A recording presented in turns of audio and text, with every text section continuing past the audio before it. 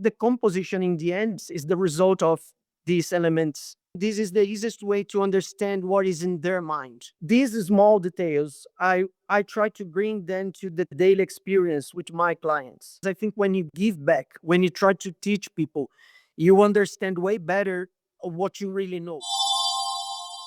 Caio Piñeiro, Horikai, thank you so much for joining. Thank you for having me. Awesome. Where are you based? Where are you joining us from?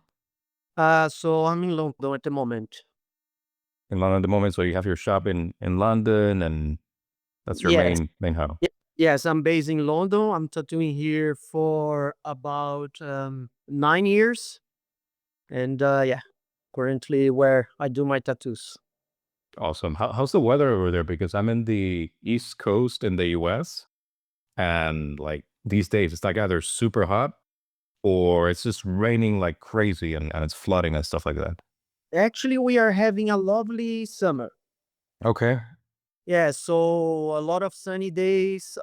It doesn't feel like London, to be honest. So quite lucky this year. Yeah, very exciting. That's awesome. Cool, man. All right. I think we can let's just dive right into it. And why don't we just start from the beginning? If you can tell us about how you started, your background, and then your journey to where you are right now. Yeah, okay. So my name is Caio Piñeiro. I'm tattooing for 22 years now. Um, I come from São Paulo, where I was born and raised in Brazil. And in São Paulo, we have the biggest Japanese community out of Japan. So we have a massive influence from Japanese culture there, right? And so I started tattooing there. And at the beginning, I was doing all the different styles. What I think is really good for everyone that is getting into tattooing, because you can develop probably the skills a good tattooer should have, right? And to the point where I was introduced to Ivan Sazi's work, and his shop. The name was Four Elements. So when I met Ivan's work, I decided to start my Japanese bodysuit with him. And therefore, I was during 6 years. I was visiting him every month to have the sessions, to have my sleeves, my back piece done.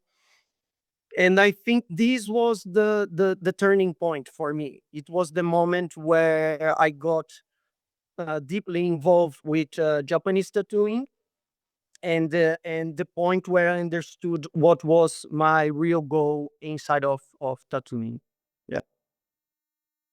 Cool. So you start with Ivan Sassi, and yes, it looks like the all the great tattooers that come either out of Brazil or Latin America, they seem to be impacted or influenced by Ivan Sassi, and then a lot of great people coming out of Sao Paulo. So that's interesting. Yeah, I would say that Ivan is definitely the godfather of Japanese tattooing in South America.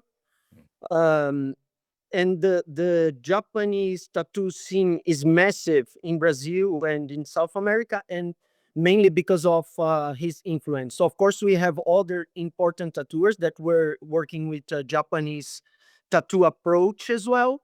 But I think the way that even brought a new level of, let's say, concept to the Japanese tattooing. Not only like inspired on Japanese culture, but it was the first time that the tattoos were really looking like they could be uh, done in Japan, right? And that was a big influence together with his tattoo shop that was a magic place, a place where tattoo was together with his character. uh, all the aura in that shop was very different from the average street shop at the time in São Paulo, and I guess in Brazil as well. So it was a massive inspiration for me and for a lot of other tattooers as well, for sure. Yeah. Cool. So you Yeah. started in Brazil, and then how did you land in London? First I moved to first I started to travel the world for tattooing, and I had the opportunity to visit different countries, to meet a lot of good tattooers, different tattoo shops, uh, and therefore in one moment I realized that just to travel was not enough for me and for my family, and uh, and then I understood that would be important to try to move country, to have the chance to uh let's say to go deeper with my career, and with my tattooing skills, and yeah. And so then in 2016 we decided to move to Germany first, and then we were living in Germany for 1 year, and then after that we understood that maybe a country where it would be possible to work in and live speaking English would be a bit easier for the adaptation of the family, let's say. And then we decided to move to England, and then we are here since 2017. Okay. So was good for the family. I have two daughters, so me, my wife, and my daughters, and was very good for my career as well, because as everyone knows, I think London, together with New York and probably a few other cities in the world, they are very special in terms of tattooing, because it's this sort of place where everything happens. Really, everyone. Um, I mean, most of the good tattooers in one point they will pass by these cities. You will have the chance to meet them. Sometimes they will be living, working in these cities as well. So it's definitely like the sort of place that can uh, bring a lot of opportunities, I guess. And also in terms of the clients, because the clients in general that are very uh, into tattooing, they know that in these cities the things are happening, right? So they are always very open to travel to these cities. Therefore, you have the opportunity to work with people that are more serious, probably about like big projects and big scale tattoos as well. Yeah, yeah, that makes a lot of sense, and you're killing it over there because obviously, well, I know of your work, right? But then I have a lot of people messaging me, "Hey, you gotta interview Kaio, Kaio, Kaio." And I'm like, "Oh my god, yeah, I gotta interview him. I know." So it looks like you're doing obviously very, very well over there, and it makes That's sense. Yeah, I think that's the idea, right? We try to do the best we can, and try to find people that connect with it, right? And I think in the nowadays with internet and all the technology, it's way easier to connect with people all around, and therefore I think we have a great opportunity to make things happening. And so it's exciting. Yeah, awesome. Yeah. So I have a question that's sort of a mix between your background and then, of course, what you do. But what can you tell us about your colors and your composition style? And then, because it's a very peculiar style, right? It's very specific. Did you always have that style, or did it evolve over time? Well, at the beginning, I was like I said, I was doing all the different styles, Mhm. like realism, biomech, tribal, whatever. I did everything at the beginning, and even Japanese tattooing. But of course, at the beginning, my Japanese tattooing was way more contemporary, way more like fantasy style, very Western approach. And therefore, I was using a lot of colors, a lot of shadings, uh, quite complicated, to be honest, at the beginning. But with time, when you get more involved with Japanese culture, you start to be exposed to interesting concepts like minimalism and this very unique and interesting way that Japanese people have to do everything they do in life, not only tattooing, but whatever they do, they try to do in a very intense way, in a smart way as well. They do everything with meaning and saving energy, trying to be efficient as possible. So this sort of concept and idea uh, took my attention a lot, let's say. And I try to use this in my life as well, not only in tattooing, for all other areas of my life, right? But then, of course, bringing it to tattoo.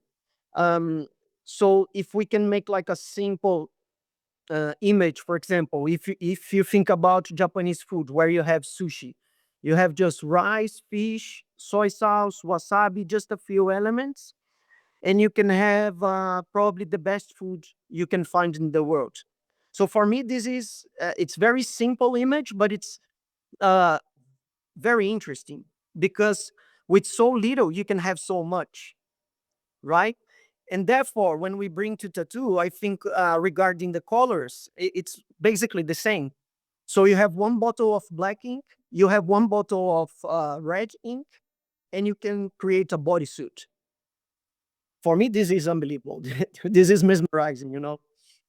And I love it. I love it. I think it's great. You have that black, that gray, very simple. You basically work pretty much all the sessions just with black and gray until the very end when you just add the red, the cherry on the cake, right? And it's beautiful. I love it.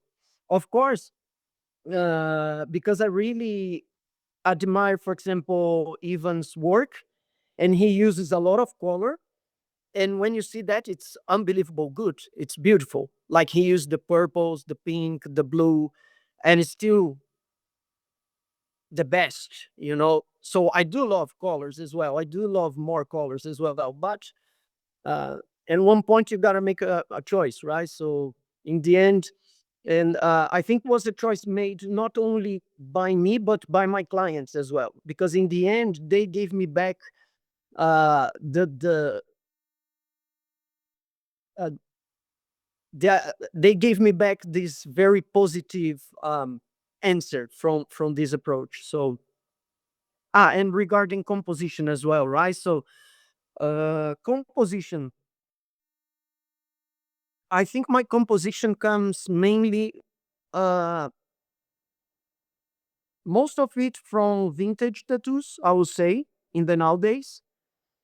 um a good part of it comes from the influence of Evan's work on my body, like to see like the whole the tattoos that he did for me, and uh and also I think from the daily experience, like you know, after so many years doing this, you have the opportunity to try different stuff, different ideas, and then you start to trust more in certain like types of solutions.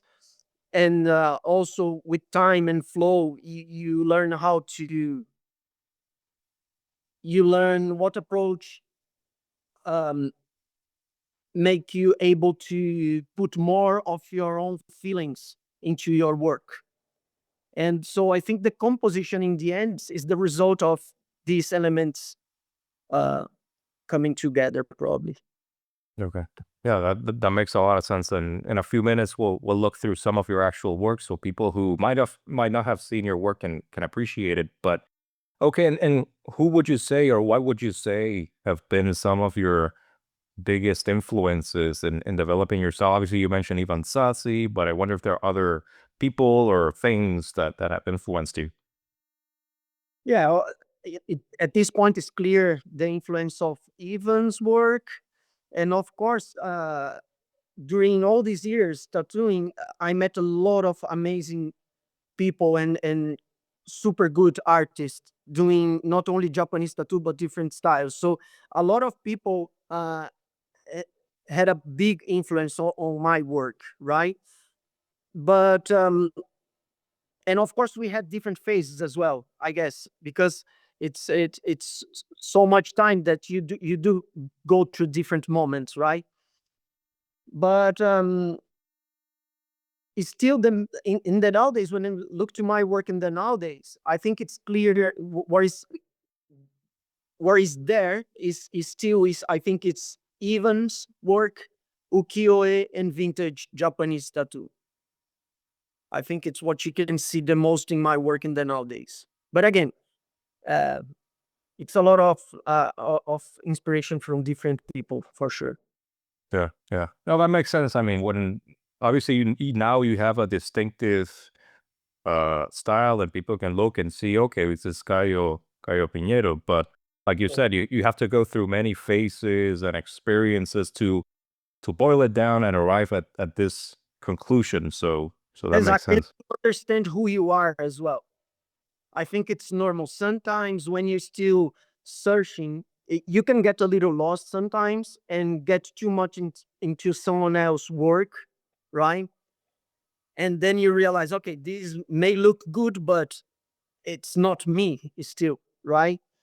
And luckily, I in the nowadays, I do feel that my work is my work, and that's something really nice. I'm very grateful. It's not easy. It takes a lot of time and energy and effort to achieve. It's not something I think you should try to achieve at the same time. I think it's something that just eventually will happen. But I think if you try to make it happen before time, it may you may fake it as well. So it's tricky. But yeah, Yeah, yeah, that makes sense because you don't know what you don't know, right? You never. There's so much in this world that you know you can't really skip the process, like you were saying. yeah. Okay. And then you mentioned ukiyo-e, you mentioned like old, very old tattoos, right, from Japan for your inspiration. In terms of like resources that I'm guessing, I don't know, you just look in the internet or books and stuff like that for ukiyo-e artists, kuriyoshi maybe, yoshito, stuff like that. I don't know. Is that your source, like the resources where you look for, I don't know, references or stuff like that? Or do you also, I don't know, look at statues or temples or stuff like that? Or where do you go to get some ideas? So my process is very simple in the nowadays. So it's basically what you are saying, basically. So it's the majority is ukiyo-e, I guess.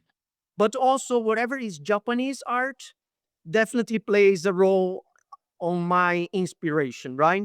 So from wood carving to wherever, like kimono patterns, maybe some small statues or a mug you can have with a nice drawing, whatever, sometimes can give you inspiration for a certain image composition, or to sit and drawing something that comes in your mind.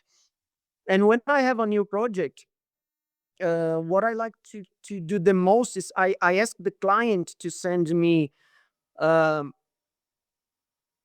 all the reference that they like from my work, right?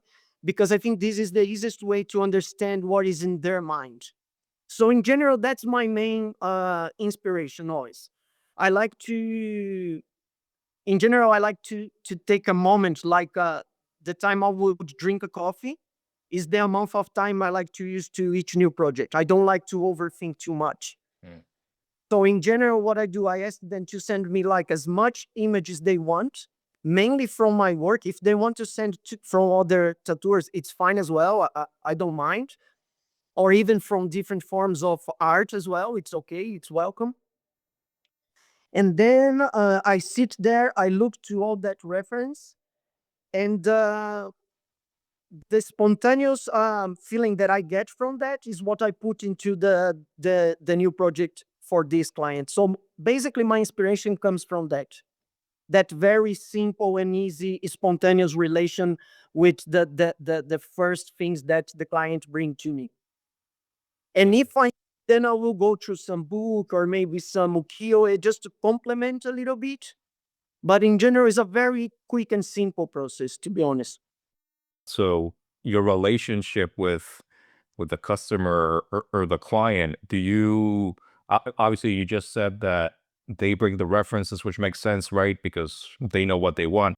But do you guide them? And if they bring something that's a little bit, I don't know if strange is the right word, but maybe a little bit strange, do you tell them, hey, maybe you want to consider something else? Or do you guide them, or how Yeah. does that work? So uh, I think there is a nice saying that is like a good deal is a deal that it's good to everyone, right? Therefore, I believe the relation between client and tattooer is of course super important. Um, And I think it's important to start with the tattooer making clear from the beginning the limits, the boundaries, the values, the way the tattooers see and understand tattooing, and trying to communicate that to the client as clear as possible from the beginning. Therefore, when the client connects with that and it's happy with that as well, then I think you are good to move to the next steps. So I believe that it's important to have a very good filter at the beginning. So that's why I don't answer like inbox on Instagram. I don't answer like WhatsApp or whatever. I don't have my shop doesn't have the doors open to the street. And it's basically because I believe if you want to start something that will be super hard to do, like a back piece, that will probably take 2 years or even more, this will be so hard that if you are not willing to send an email and wait for the answer, it's better to don't even start, you know? Um, so using a simple image again, if we compare with food, for example, you have different types of food, different countries, different chefs doing these different foods all around, right? So as a client or a customer, you are free to choose whatever you want, whatever you like. You are free to choose. The chef is free to do what he loves, what he believes as well. Everyone is free. And whenever you connect with that and you trust and you know what you want, you go into that restaurant, you order the dish, you like it. But after that, you sit, you relax, you enjoy, and you leave the chef do his own magic, right? So for me, tattoo is simple as that. So sometimes I see people really struggle complicating this relationship between client and tattooer because they believe if you do only one thing, you may remove freedom from the client. But for me, freedom is way before that. You choose the restaurant, but you don't go to a place that the chef works a really nice burger and you ask for lasagna. Doesn't make much sense for me. That's the way I see. I understand that people may see in different ways, and I totally respect that. But because this is the way I see, I try to make clear for the client. And again, when they connect with that, great, we will have a good time together. Yeah, and I think one another important thing as well, because I've been there with even during 6 years in a row, having the bodysuit done, ribs, back piece. I never was the strongest guy in terms of pain tolerance. For me, it was very hard to have my Japanese suits done. So I remember all the small details that for me helped me get through that process. And these small details, I try to bring them to the daily experience with my clients. So I believe there is a lot of like small things that will definitely help you to keep moving, to go to the next session, to don't uh because when you are having a big piece and it's hard, it's expensive, it takes really long. One point you ask yourself, why I'm doing this? Like, and so you have to understand your reasons. And I think the tattooer should try to help as much as possible the client to get through this challenge as well. So Yeah, that makes sense. I love the chef analogy. More people should steal that. They should use that because it's that's a great very one. simple. Sometimes sounds a little foolish to compare food with tattooing, but again, sometimes the simple images, they are the ones that explain also in a clear way, I guess. So yeah. Oh, that's a good one, and that's cool that what you just said about making it more pleasant. It's gonna hurt, but more pleasant and more tolerable to go through the process, right? Yeah, if not pleasant, at least the less stressful as possible. Uh, yeah, But cool. maybe you're right. All right, so actually, let me shift gears pretty dramatically and go back to the more of how you do things. Do you have like a favorite subject or theme to tattoo? I think the favorite subject will be Dragon, right? like most of the tattooers, I guess. And that's mainly, I think, because of the strength that the image of the dragon have, the meaning. But not only that, also because the drawing of the dragon is such a intricate and complex drawing, that I believe when you see someone drawing a dragon, it can, you can understand a lot how that person um, see and understand tattooing, how that person can solve the problems related with create a design for the body. And I think that's amazing. Of course, this happens with all the subjects, but because the dragon have such a free movement with the body, you can use for sleeves, leg sleeves, ribs, back piece. You can use everywhere. You can change the size. You can use just the upper parts, the whole body. You can play with other elements. So it's so um, uh, give you so much options, and it's always challenging. You never really, I mean, there is always something else to learn with this drumming as well, right? And together with the dragon, the flowers and the background, I really love them because they are the basics. And I think the more you work with them, the more you flow with your work, and then therefore you can express more yourself in a more natural way. So yeah, I would say dragon flowers, but I love all the basics, to be honest. Okay. Yeah, that makes sense. And we're gonna take a look at some dragons, but I also did want to mention that you have a lot of different stuff that you do. If people go to your Instagram page, they can see that obviously it's not just flowers and dragons. There's a lot of stuff, different subjects that you do very well. Which leads me to my next question: is there, again, a subject or a theme that you would like to tattoo, but for whatever reason you just haven't done it yet? No, not really. Of course, there is a lot of stuff that I never did. And if someone brings to me this idea, as long as it's still Japanese, like in Japanese related, let's say, I'm happy to do. Then I will sit down and probably study a little more when it's something that I never did before. But I don't invest too much time thinking about it because all my attention is really into the basics, the core of Japanese tattooing. That what takes most of my time and my mind, really.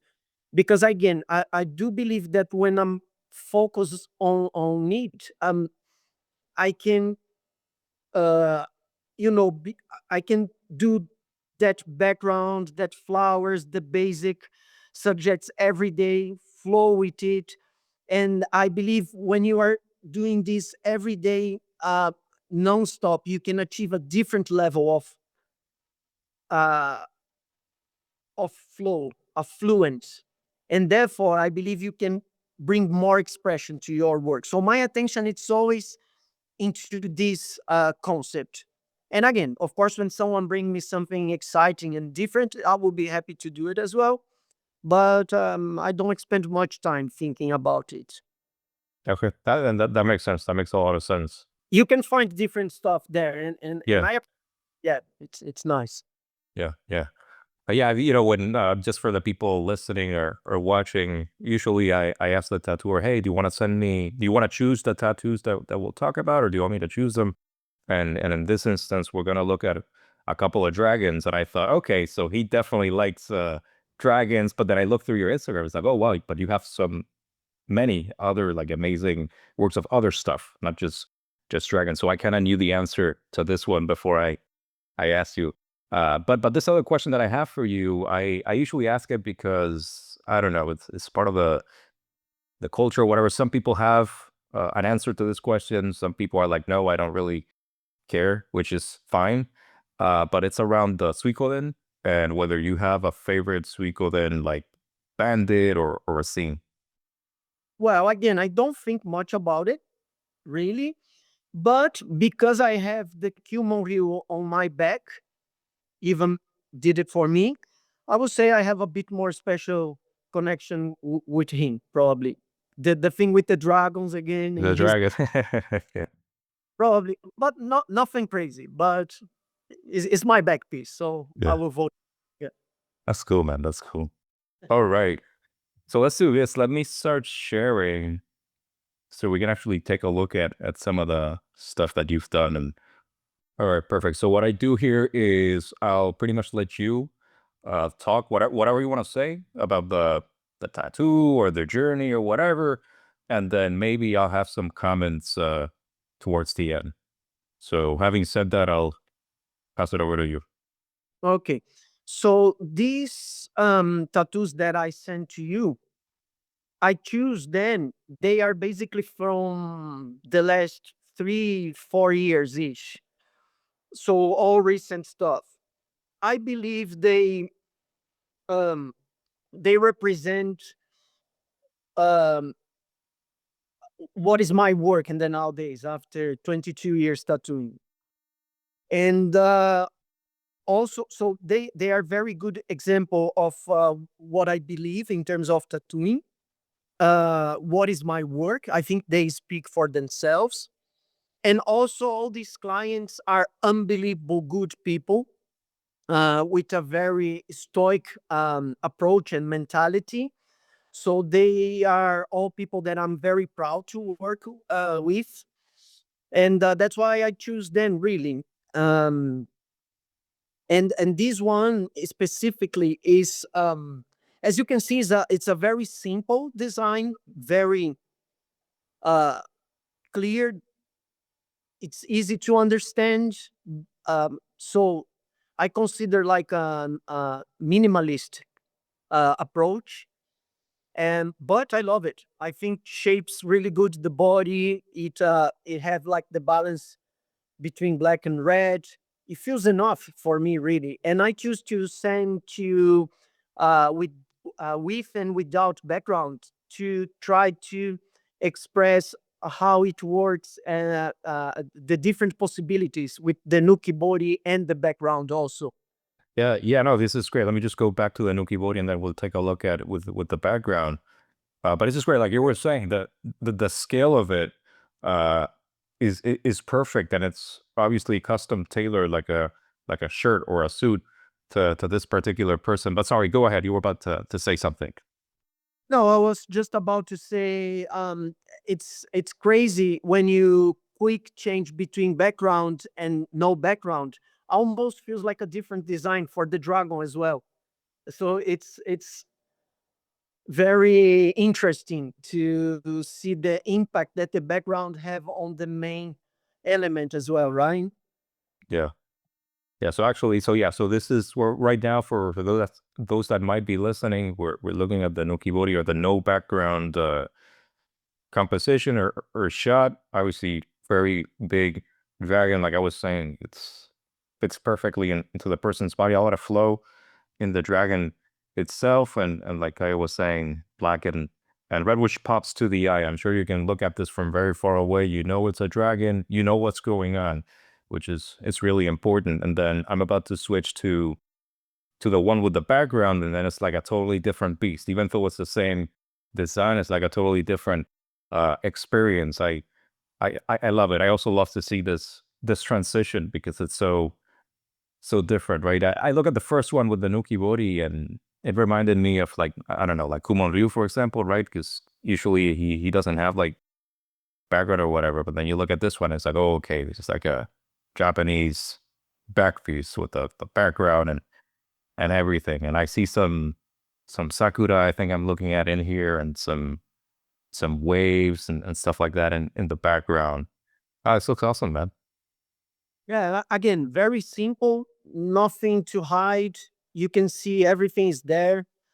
I guess it's a very somehow a very honest approach to tattooing, very straightforward, Yeah. right? And again, I love that. I really feel that this is enough as a Japanese tattoo. Yeah. And I love the gaze. It's a really intense gaze of the eyes of the dragon. If you look at it, it's like right in the middle, and then it's just looking at you with this fierce look. That's great because in Japanese tattooing, for those who might not know, the eyes are like, the soul of the thing, right? You can see the soul of the thing in the eye, so they're very important. Here you can see really this fierce gaze from the dragon. I think it's very, very cool. Yeah, and regarding this point of the eyes that you are saying, if you pay attention, the eyes are exactly in the line of the armpit, right? So if you just imagine a horizontal line, can you see that, right? So that it's something that I learned a long time ago with Hiko and Shion, actually. So I don't use always, but they said to me that this is the very good point to have the head or the eyes, because it's naturally where we will pay more attention uh, as a back piece. So in this case, it's working exactly the way this way. So it's an interesting thing as well. No, that's interesting, and yeah, 100. It is working because that's what I obviously I saw a great looking dragon or whatever, but I noticed the look, and I was like, okay, that's awesome, cool. So let's move on to the next one. This is a client of mine from Brazil, Carol. So now she have the background as well, but I choose to send the picture like that because again I think it's interesting to see the dragon without the background. So this was um, the first step. We did the in general. I always work like that. I do the main element for the back piece, then I work the flowers, and then after I work the background. So yeah, same idea really. Super strong client. She gave me a lot of freedom to create. She was super committed to the project, always very with a good energy, good motivation to pass through the challenge. And I believe we achieved something again really nice that represents what is my vision of dragon back piece, Japanese tattooing. Again, very simple. You see, this dragon is not even black; it's just gray. So we don't have we have even less on this one. We have just the gray and the red, and it still works, in my opinion. Yeah, yeah. No, this looks great. So I actually have a couple comments, and one is that I'm getting my back piece is still in the works, getting done by Asakusa Horicho in Japan, obviously. And what I've come to learn is that many tattooers in Japan, for example, they take a similar approach. They start with Nukibori, Okay. right? And then they go on, and if the client wants it or whatever, then they'll implement the background, because not always people on the background, sometimes they're very satisfied with just the Nukibori, or they might have different ideas as time passes by. So they take a similar approach to what you were saying, which makes a lot of sense, right? And then people also have they can enjoy the work earlier, right? Because it's sort of finished earlier when you take the Nukibori approach first, and then the background. So that makes a lot of sense.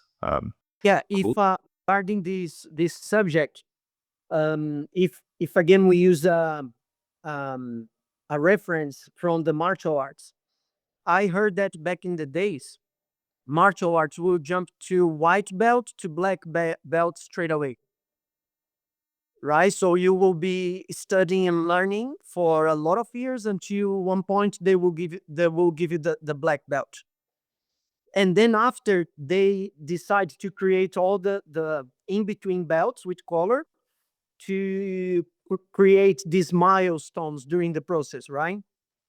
And to make people more excited about the journey, to yeah, to try to help them to get through the processes. So I think this is the same idea basically. Again, because it's super long to have a full back piece done, I think if you break down in different steps and create these milestones, you can have the feeling that you achieve something. during this process, like you were saying before, and therefore I think this definitely helps. It feels that is less longer and less harder the whole challenge, I guess. Yeah. Yeah. Yeah, like you were saying, the milestones, right? So people can feel good. Oh yeah, this looks great. I'm happy with the work and I'm excited to do more. Yeah, that Yeah, makes you sense. can have a nice photo and you feel, okay, this is done, dragon is done, really cool. Now the flowers, and then in general, flowers will be done super quick as well, comparing with the first part of it. And then you have a second uh good moment in your journey. And yeah, I think it's a good way to do it. Cool. All right. No, this looks great. All right. Let's move on to the next one. Yeah, so this is Liam. He's from England, and same as the others, super strong, unbelievable strong, never complain. And uh, yeah, same idea. Again, it's the dragon first. I think it works this way, and then after we will see with the background. I think it works with the background as well. It's a very impacting image with the dragon facing forward. Um, there is a good flow with the body. Yeah, Yeah. This is good. I like how, looking through these pieces here and then your Instagram, I like how even the Nokibori, right? The scale of it is just so good that even in the Nokibori phase, it just looks complete. It looks complete, right? It looks good, and it's like, oh yeah, it's done. Obviously, then you take it a step further and you have the background and stuff like that. But looking at it, you don't get the feeling of, oh, this is still in progress. You can think, oh, maybe this is done. I don't know. I'd have to talk to the person to see if he's still or he or she is still working on it. This is a more aggressive, in my perspective anyway, dragon with the frontal gaze, right, looking straight at you. That's very cool. I'm about to move to the one with the background. Then of course here you see another experience, right? When you add very the experienced. background. Yeah. Yeah, It's crazy, right? it's awesome. That's just Yeah. cool. Yeah, go ahead. No, I was about to say that you're definitely right. One thing that I try to do when I'm working Nuki body, I try to guarantee that that will be enough as a tattoo. I think that's the goal of a Nuki body, really. So you're right. So I try to make it work by itself, because if you achieve that, when you add the flowers, will be even better, and then when you add the background, probably even better. And if the person for any reason decides to stop in that early stage, still they will have a enough decent and good tattoo for the body, even without the background as well. So I agree. Yeah, yeah, that's cool. And just going back to my own experiences with different tattooers from around the world, and then in Japan, that's also another thing that I hear a lot, right? Not just with the subject, but then sometimes also with the background, just making sure that when each milestone, so to speak, is achieved, that it looks great. It doesn't look bad, and that somebody else could carry on the work if that had to happen. But it's like, how do I put this? It's a good look on the tattoo or on the Horishi if for whatever reason things stop there, right? Yeah, People won't look at it and say, "Oh, that looks bad," or whatever, right? They'll say, "Oh, it looks great." Okay, Kaio, this is Kaio, and that's a Kaio tattoo, and it looks great as it is. So that makes a lot of sense. I also wanted to say about the movement in the dragon. I think it's hard to see because I don't think people can see where I have my mouse or the cursor, but the way that it undulates or it moves, like the belly, I like how you can see the movement just looking at the belly, for example, or the outer layer of the dragon. It's great to see how you were saying the mastery as time passes by, how you get better and better at certain subjects. You can tell that you've gotten obviously very good at doing dragons. For example, you can get the movement and everything in the piece. Cool. yeah, 100%. I agree. And this is, I think this this point of the dragon that you are talking about, it's very much where you can see, for example, Ivan's influence on my work, right? This is the sort of movement that I learned with Ivan. So, interesting thing, sometimes I have the feeling that in Europe, sometimes I have the feeling that people don't know enough even Sazi's work. And I truly recommend for people that like Japanese tattoo to try to research more and to study a little more Ivan's work, because he's truly a legend. And the drawing skills, well, everything like the freehand, the paintings, the tattooing, everything is, it's such a high level of for me even is truly art. It's not in my, this is about taste, of course, right? But I think there is a lot of good tattooers and just a few people that I look to it and I feel that this is getting to the level of art. And of course, this is very personal. But for me, when I look to Ivan's work, is in that level. Is the level. It's the next level for me. So yeah. Cool. Yeah, no, 100%. I agree as well. People should learn more from him, at least appreciate his works, because it's always, I think everybody looking at this interview or listening to it, obviously you're people who appreciate good tattoos. So it won't be time wasted to look at Ivan's work, whether you learn from it or not. It'll still be a good experience. It's Cool. super worth. All right, let me stop sharing and go back to the main man here, Kaio. Kaio, I really just have one more question for you, and it's around your future plans. I don't know what's in the horizon for you that you might want to share. Well, right now I don't have any future plans. My schedule is very tight with um, the daily routine in the shop here in London and in Brazil as well. So my focus again, it's basically in maintain my routine the best I can to guarantee that every day when I go to the shop, I'm in the best to deliver it the best to each client that come to me and trusting my work. And that's for me at least, it's a lot because it's the whole year, one year after another, so it takes a lot of energy.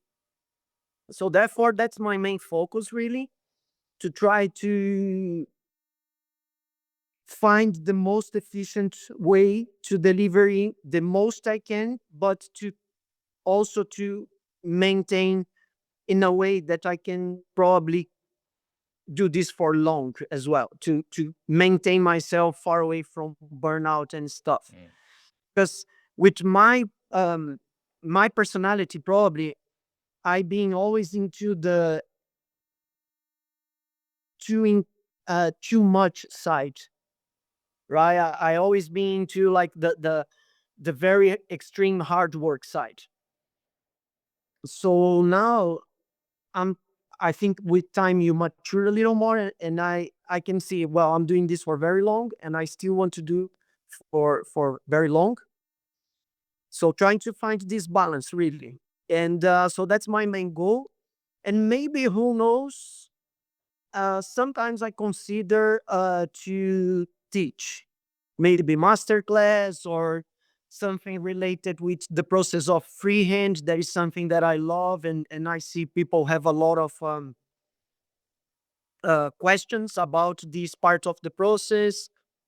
But again, I don't have it's idea that I would like to do, because I think when you give back, when you try to teach people, you understand way better of what you really know. And I guess you learn more when you try to tell people what you know. And I think it's amazing. It's really good to exchange with people in this sense. But again, because the routine with the shop already is very intense, sometimes to imagine more stuff and make it work all together is still a bit tricky. But maybe could be a good project for the future. That's cool, and it's great to hear about the balance. I understand. I have a similar personality. Just take a little break. Let's plan to make sure that we can not burn out, right, and give the best. That's great to hear, right, for clients. They know that they're getting a good experience when they go to your shop. So Yeah. that's very nice, very good to hear. Yeah, back in the days, I used to tattoo like between 6, 8 hours a day, like 6 days a week, and very focused, very intense, only tattooing, without count like drawing, painting, and the shop management, right?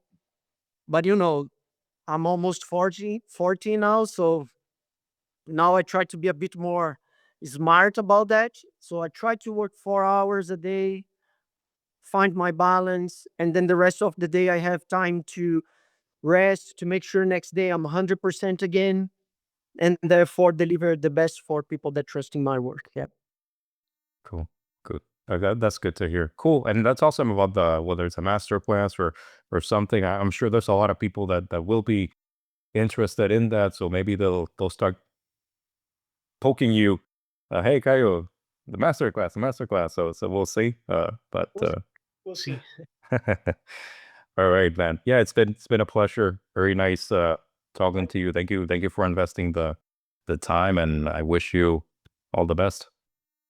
Thank you very much for having me. I'm looking forward to see the video online, and yeah, we keep in touch.